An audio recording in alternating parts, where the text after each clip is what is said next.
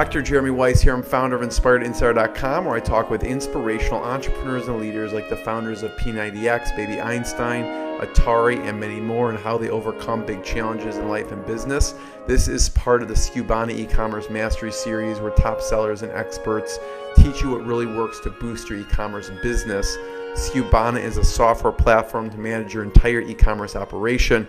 As Claire mentioned in the front of the interview, Chad Rubin is the founder of Skubana, and we won't make his head too big with too many compliments. So Claire Taylor is founder of SimplyVAT.com. SimplyVAT helps e-commerce businesses sell internationally without getting stressed by complex VAT legislation. She has over 15 years in the global VAT industry and knows that selling online gives you access to a lucrative worldwide market. She oversees VAT compliance in all European countries and other territories.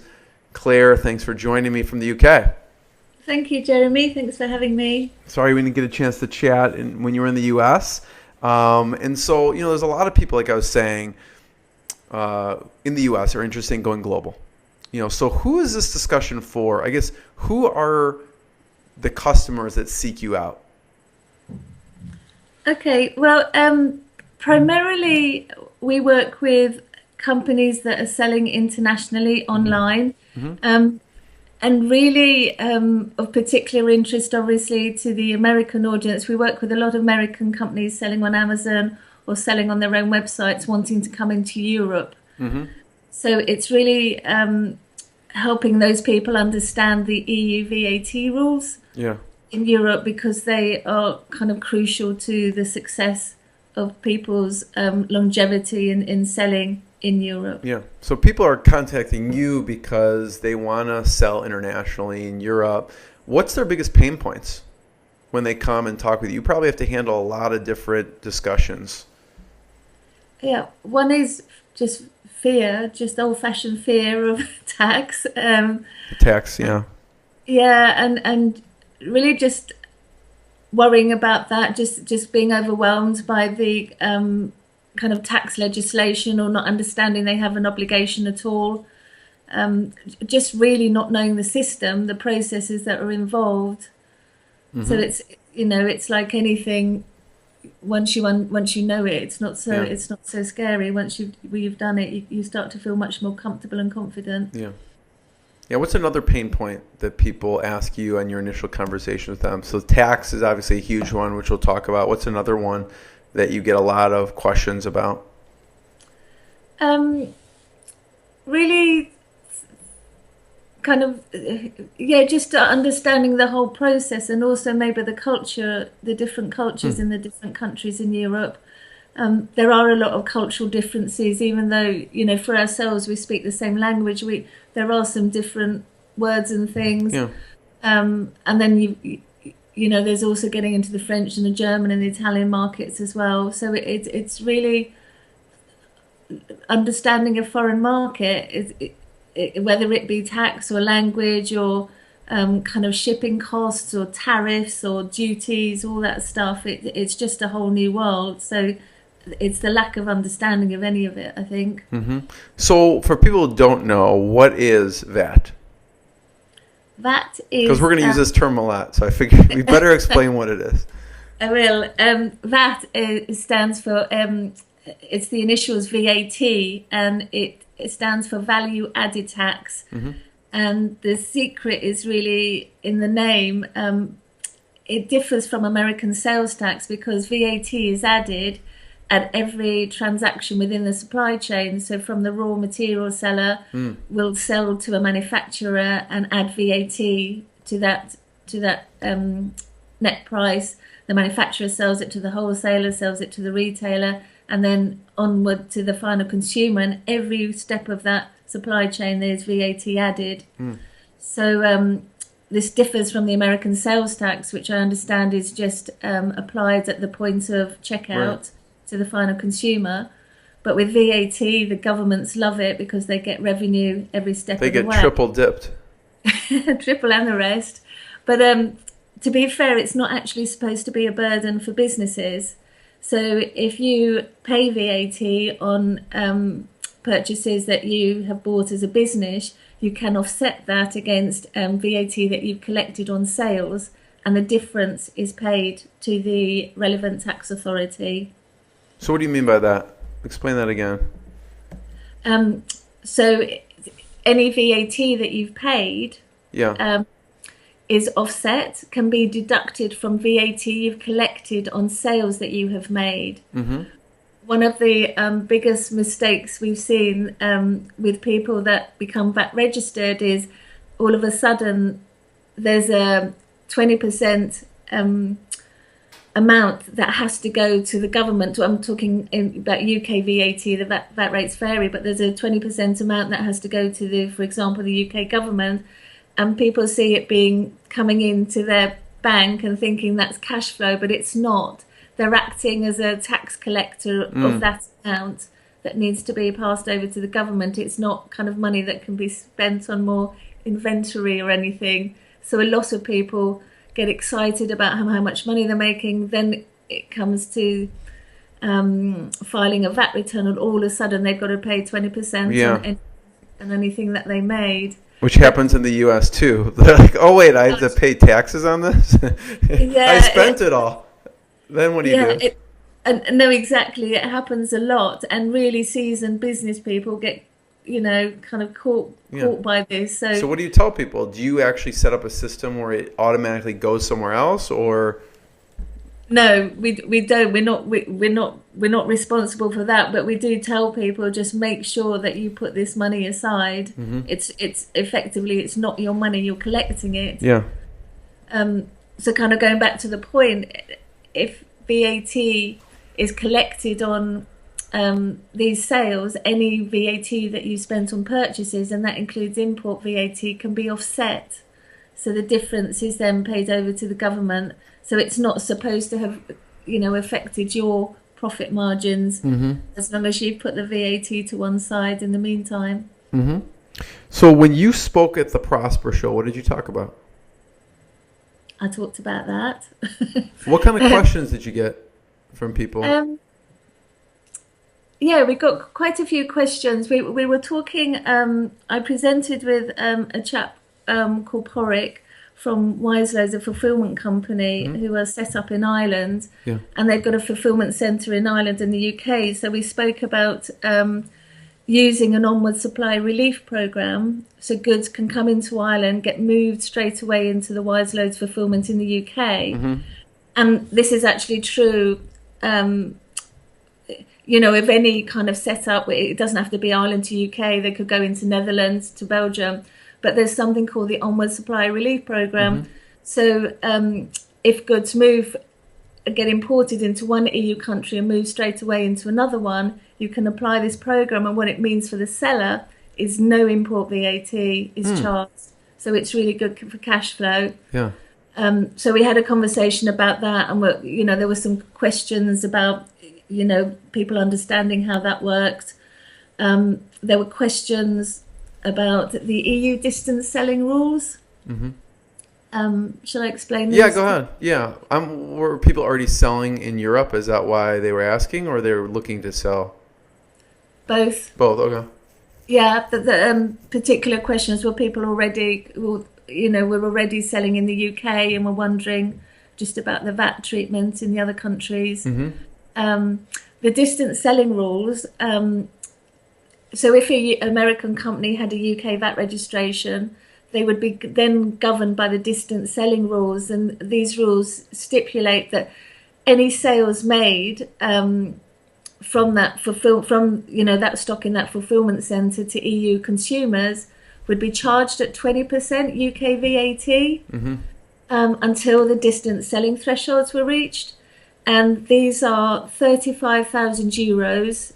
Which is about $38,000 in most EU countries, apart from there's a handful, Germany, Netherlands and Luxembourg, where it's €100,000, which equates to about $108,000.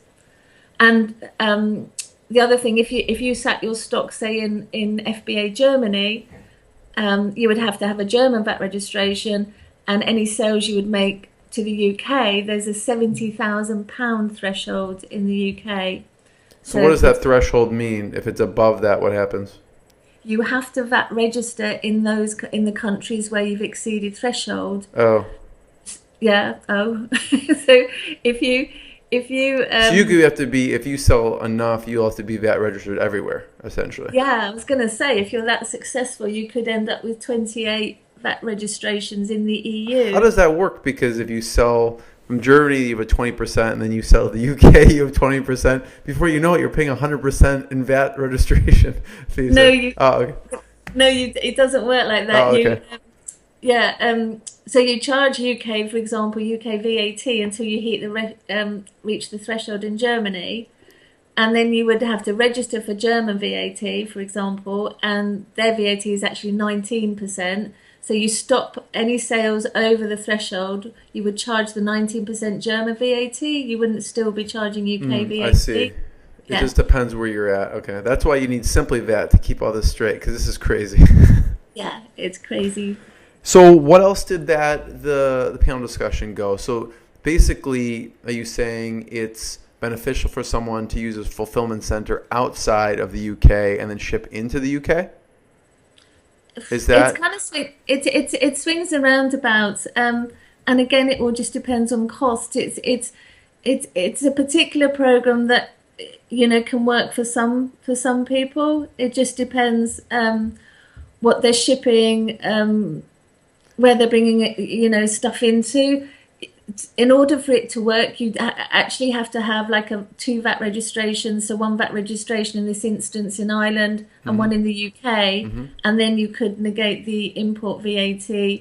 So it's good for cash flow, but then you've got an extra cost of compliance. So it really is swings and roundabouts. But yeah, you can, it just really is a matter of sums.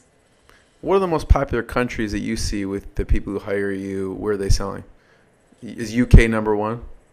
Yeah. UK, but also they kind of, the hot points are where the Amazon FBAs are. Where is that? Yeah. Germany, France, Italy, Spain. Germany, France, Italy, Spain. Yeah, and the UK. Yeah, those kind of 5 kind of heat points on the map, really. Yeah. And so any other interesting questions you got at the Prosper show that would be good to share from the panel? Yeah, we didn't actually have a panel. That was we had our own presentation, but we took questions from the audience. It came up about fiscal representation, which is a really good point, because some EU countries ask for non-EU companies to have fiscal representation, like in France, Italy, Spain, Belgium. They require a fiscal representative, and sometimes this requires a bank guarantee to be in place, because a fiscal rep is jointly and severally liable for the VAT owed, so they want to make sure they're covered and not left with a big bill. Since they're not in that country, you mean?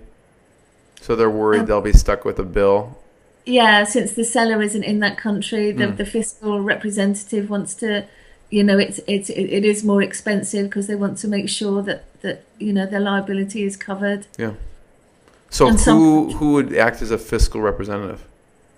There are particular people or agents that act as fiscal representatives, kind of tax agents that are willing to do it. As long as they feel comfortable and the criteria is met and they've got enough assurance in place. It isn't so hard to do, but it just is it just is an extra cost if someone's wondering where to start selling. Right. That's a lot of the time why people come into the UK, because it's quite easy.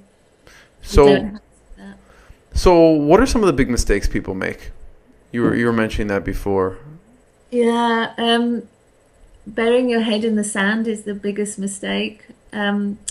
We have companies on our books that have been selling on Amazon for years, quite happily, what they thought were very profitably, and the tax in the UK, and in Europe, and the tax authorities have knocked on the door, and they've the tax authorities now in Europe, they've set up mutual cooperation in 2012 because they lost like nearly 200 billion euros in undeclared VAT in 2011. So to stop the hemorrhaging, they set up mutual cooperation between each other, and they share data.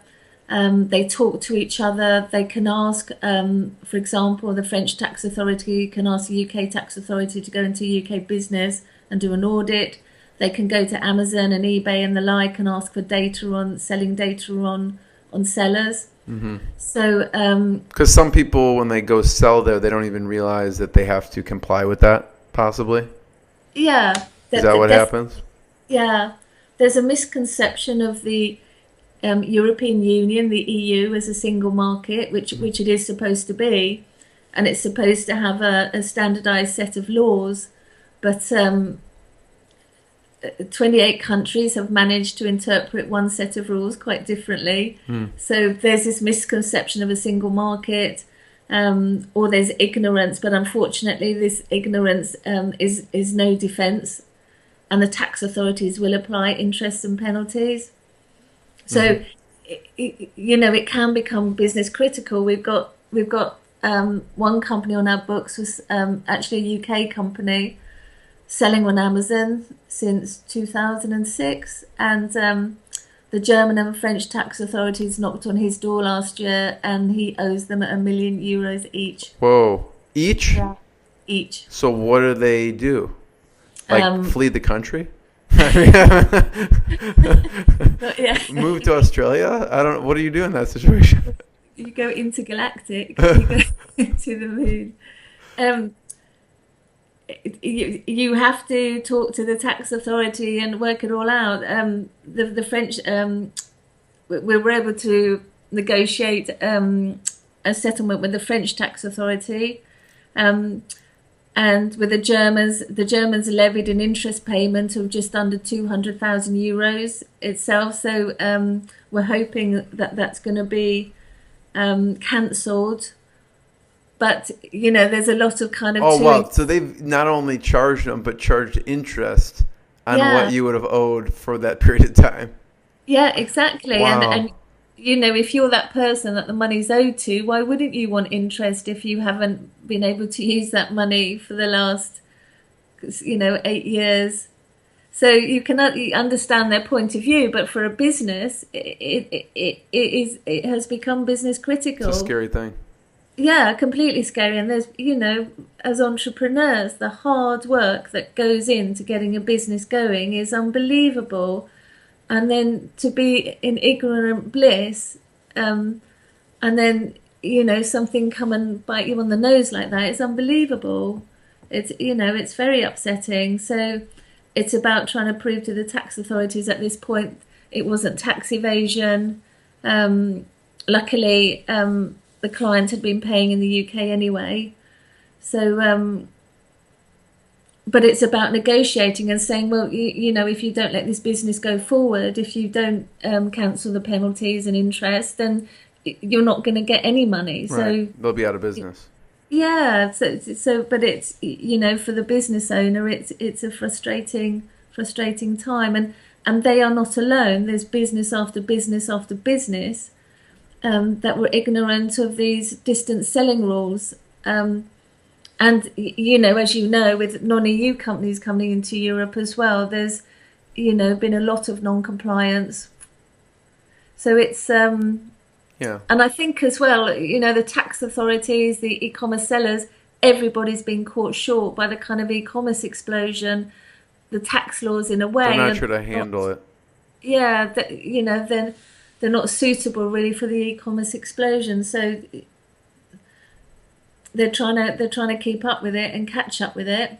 Yeah. But because the burden of VAT rests with the final consumer, so for the tax authorities to go after the e-commerce sales, it's a no-brainer because they get to keep the revenue on the VAT. They don't have to then offset it. It's not a business transaction.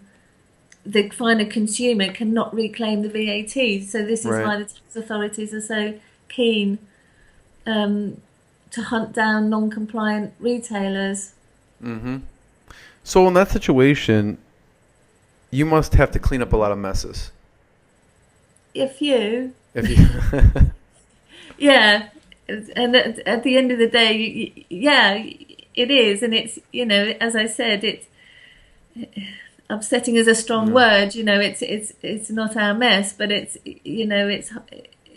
hard to see these business owners, that have put their body and soul into their business, and then just to be scuppered by the kind of VAT legislation. So let's say, Claire, someone listens to this and they are that person that owes $1 million to several countries, but they haven't been found out yet.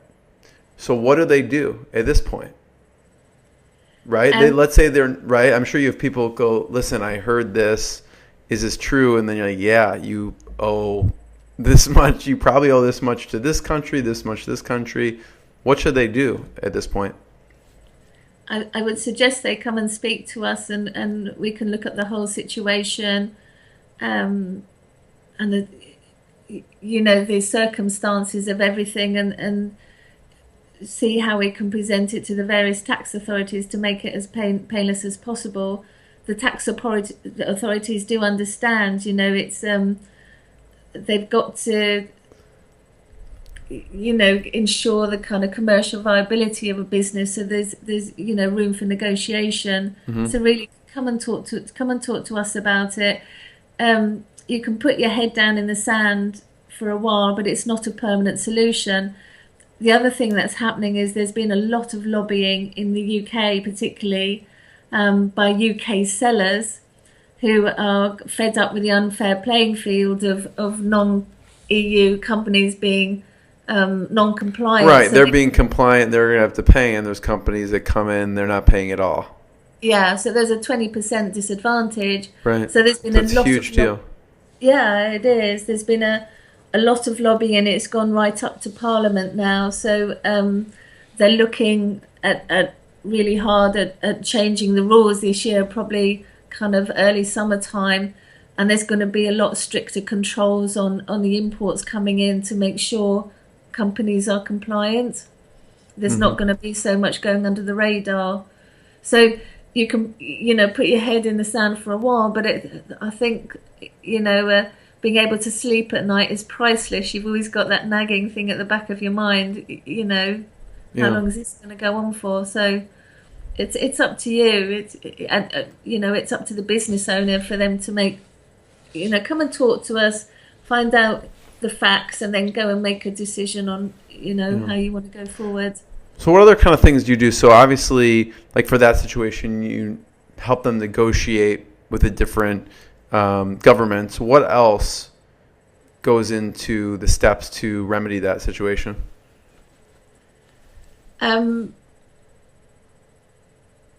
It really is. It really is about that. It's about looking and seeing, when the exposure happened, how much it happened, which countries it happened in, just the whole kind of everything relevant, and then talking to the various tax authorities and just putting it on the table that the tax authorities are much more lenient if you go to them rather than if they find you. That's the other point. Mm-hmm. Really. Yeah. So what's another big mistake that you find people come to you with after they make it? I think that's the kind of... That's the biggest one. Yeah. The other thing is really not doing the sums. People not doing the sums, not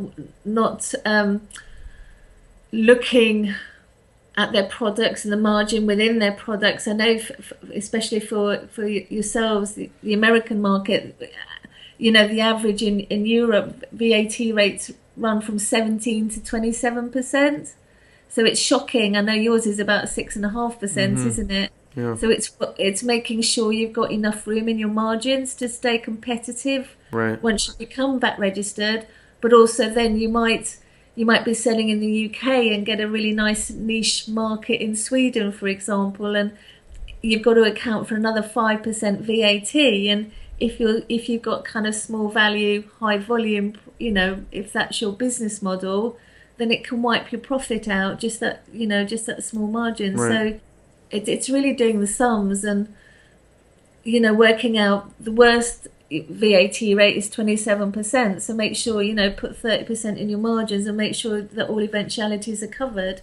Because again, all the hard work for you to get your product to market and then just to be scuppered because you become so successful that you have to VAT register, somewhere else that's going to, push the VAT percentage up. It'd be an absolute shame again.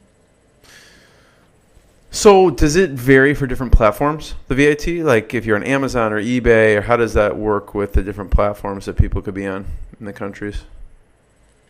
No, the VAT rates don't vary. Doesn't matter. No, you've got to make sure though that if you are on multi platforms or multi channels, that all your sales, not just Amazon, but your sales from eBay or from other channels, all go towards the distance selling threshold. Mm-hmm. It's not just, for example, your Amazon sales. You have to think about all of them. So outside of Amazon, what are some of the most popular e-commerce platforms that people are using in UK or Europe? eBay is very, very popular. Mm-hmm.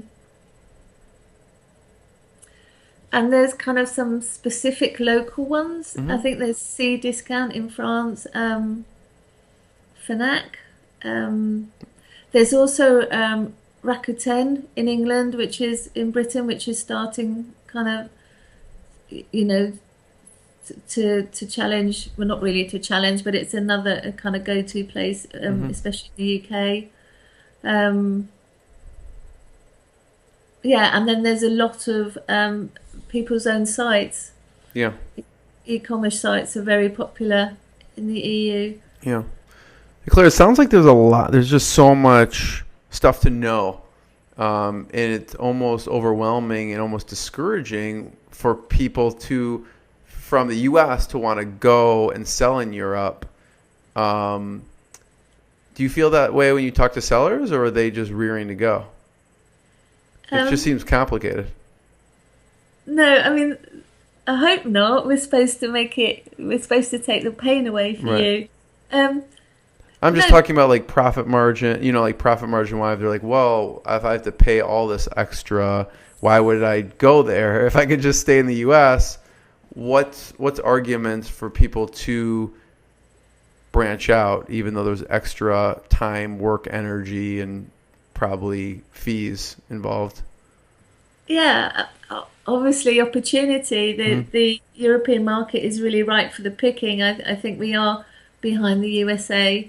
I mean, we're a mature market in ourselves, but there's a massive opportunity. E-commerce sales, people love buying online over in Europe. The motivator just must be more opportunity and more sales and more profit. Otherwise, why would you do it? Right. But it's also. It's probably fun trading in Europe as well. It's probably exciting. So does someone have to build in how much profit margin if they're considering going to Europe and UK? Do they have to build in 20% extra? Like, let's say someone's profit margin is 50%, then should they think, okay, I'm going to take 20% off for whatever fees and shipping and whatever for UK or Europe? Is that accurate?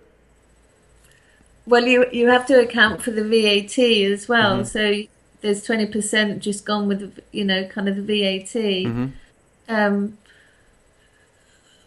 I'm not so sure about the shipping costs and everything else. Maybe, but just the VAT alone will eat into it.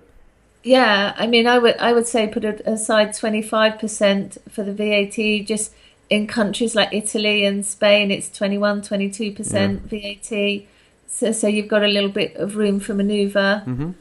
Do people just charge more then? I mean, are the goods more expensive? Do you find, or no? Oh, you're smiling.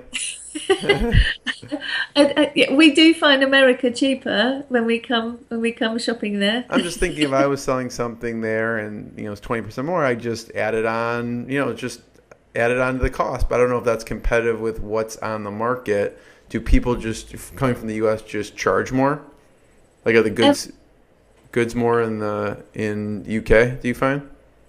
Well, I think your products are cheaper in the first place, so Yeah. you've got a little bit of leeway there. So you're very competitive when you come over. Yeah. You still seem to be competitive. Mm-hmm. We do find goods cheaper in the States for sure, but yeah. So I think it's there's a lot of opportunity for American sellers just because of your kind of product. Yeah. Products are cheaper. Yeah. So Claire, walk me through one of the customers you had. You don't have to name names or anything that came to you, and how that was. Really they came to you and they had a lot of issues, and you were and what you did to walk them through to get them over the other side, so that they kind of cleaned everything up, so to speak.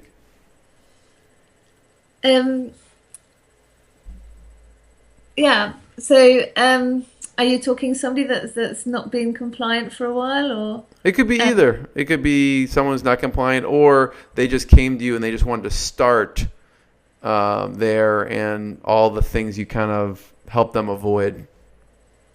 Yeah. Okay. So if I mean, loads of examples of people coming and saying, "I'm thinking of selling in Europe. What would you recommend?" Mm-hmm. So what we usually say, I've probably covered this, but start in the UK. You can apply for the annual VAT accounting program, which means you file one VAT return a year, which obviously keeps the cost of compliance down, and it's kind of one of the only countries in the EU that you can file annually. Right. But you can do that as long as your turnover is below 1.35 million. Mm-hmm. So we would say to people, get a UK economic operator registration identification number, which is a number issued by EU Customs to importers and exporters. So we apply for this number for you, and it's closely aligned to the VAT number. So then this number goes on import documents, and it helps facilitate the reclaim of import VAT. So start in the UK and then leverage the distance selling rules. So charge UK VAT until you kind of find your feet with the other EU countries. And that's it. It really is. And then, you get into the routine. You help the seller get into the routine of what are the documents we need, where we can get, the Amazon data, the data from, whether it be Amazon or somewhere else, what data that we need to be able to compile the VAT return. And then, after a while, as things start to get traction, then we can help them, we keep an eye on the sales in the other EU countries, and then, help them get registered in the other countries. And, it's a process. So we collect data at the, prior to the VAT filing deadline. The data is collected and submitted, and then the amount owed, or sometimes the tax authorities will need to issue a refund. So we manage that process for the seller.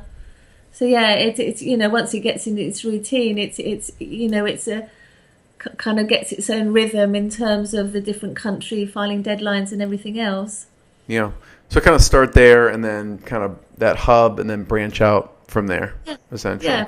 Yeah, get comfy, find your feet, test the European markets, see what traction you get on Amazon France or Germany or Italy or wherever. I think one thing I do have to say, though, if you use Amazon FBA and you put your stock, for example, in France, Germany, in all of the Amazon fulfillment centers, or just one or two, everywhere you've got stock for onward sale to private consumers, you're going to need a VAT registration there. So we have that conversation with people. Have you got enough, profit to take on the cost of compliance, both in, say, Germany, France, and the UK? France and Germany want their filings monthly. So it's it does. It does impact on the costs. Yeah. And so what about vendor recommendations? Like you were saying, there's certain, like you handle the VAT end of things. There's certain fulfillment centers, people, like some resources you can give people to look at when they're coming to the UK or Europe for fulfillment, and any other vendors that you recommend.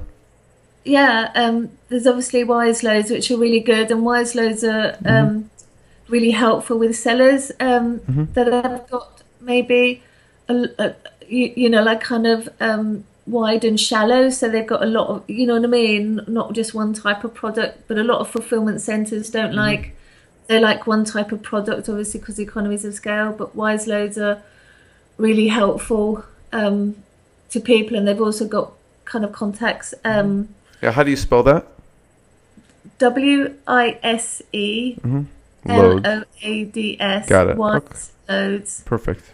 And there's a lovely chap there called Porrick who'd be more than happy to help. The other recommendation we make is for people to actually think about their currency exchange. You can save about 2 to 4% on your turnover from just using a currency company instead of letting Amazon or eBay or someone or PayPal do the currency exchange for you. So what do people use? Yeah. It's silly not to use. It's silly not to use a currency company at all. It's just literally like throwing money away. So we partner with Currencies Direct. Okay. And there's another company, Forex for Biz, which have a really good currency solution. So they're really good. So Currencies Direct and Forex for Biz. Yeah. And I'm just trying to think who else we partner with. Sorry, my mind's gone blank. So we have Weisz loads, Forex for Biz, Currencies Direct. So it's fulfillment, the currency exchange. What other things do you recommend for your customers that you work with?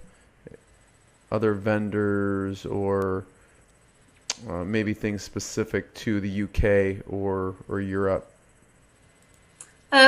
We work with a group called AZ Entrepreneurs that can help people get set up on Amazon UK. What is it called? AZ Entrepreneurs. There's someone there called Nicole Cleef, KLIEFF. And so people sometimes need help actually setting up the Amazon accounts in the UK, for example. Yeah. And I know actually, people look to that. Also, I know Weisz loads have contacts with some of the shopping channels like Groupon and Voucher and things like that. If people want to promote deals and stuff, might be of interest depending on the types of products or business model people have got. Yeah. We also we partner with the UK Trade and Investment, which is the UK government body for export. So they're quite, as well as export, they kind of look at helping come both ways. So there's a lot of contacts kind of globally in terms of embassies and the like. If people are looking for particular markets. Yeah. That's a good starting place. Yeah, and so. Just a quick word from our sponsor, because you were talking about these tools and vendors, and I'm always thinking, Claire, about automation and how I can do more in less time, and that's one of the reasons I use Skubana, because I can automate inventory management without the multiple fragmented spreadsheets. I can automatically send inventory to a customer from any platform, from one fulfillment center, and just automate my purchase orders when they hit a certain level. And so it's just that one centralized piece of software I can use to run the whole e-commerce business. So thank you for sharing some of those tools. And, so I want to end on something, as you talked, I got like really throughout. I got like really thinking about going to UK and Europe. My scale went. I was really nervous, and then got really stressed, and then towards the end, it like eased up as I heard you. As towards the end, I'm like, okay, this seems somewhat doable as you gave that first step to, okay, just go to the UK, and then here are some of the vendors and people can walk you through it, and then you kind of handle the VAT stuff. So I get less nervous as the conversation went on personally. So I mean, so don't want to make you nervous. So that's good. No, I'm just sharing kind of like thinking about selling in those places. I got more comfortable as you talked. So what should we leave people with? You know, we talked a lot about the VAT. It can be complicated. Obviously, you sort through some of those things. Your company does that, and some of these other vendors. What should we leave people with?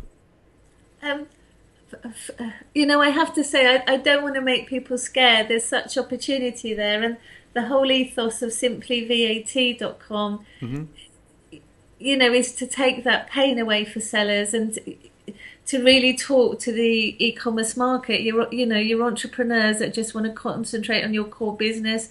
Well, let us take the burden of complex VAT legislation. I'll just show you here. If you go to the website, we've got some kind of quite simple booklets, hopefully written in. So yeah, for people listening, it's I did see that on your site. So one of them is the e-commerce and European VAT, and the other one is, I think, 10 pitfalls of international trading. What's one of those 10 that that we haven't talked about?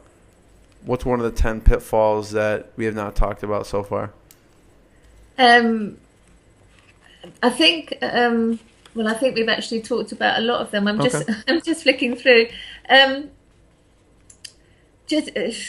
would say to me, the pitfall is not planning and preparation. I mean, I've kind of talked about it a lot. Just find out, spend the time finding out. I know it's probably boring to an entrepreneur, but just give us a ring. We can talk you through the pain points. But if you don't plan and prepare, the time you are going to take to untangle the mess is going to be much longer. A $1 million bill that you get. Much longer, much more expensive. Yeah. Just deal with the boredom in the first place. Get all the compliance in place with, whoever you work with, and just get it right from the start. Yeah. Because sleeping at night is priceless. Yeah. Claire, thank you so much. People should check out SimplyVAT.com, and it's been an absolute pleasure. Thank you. Thank you very much, Jeremy.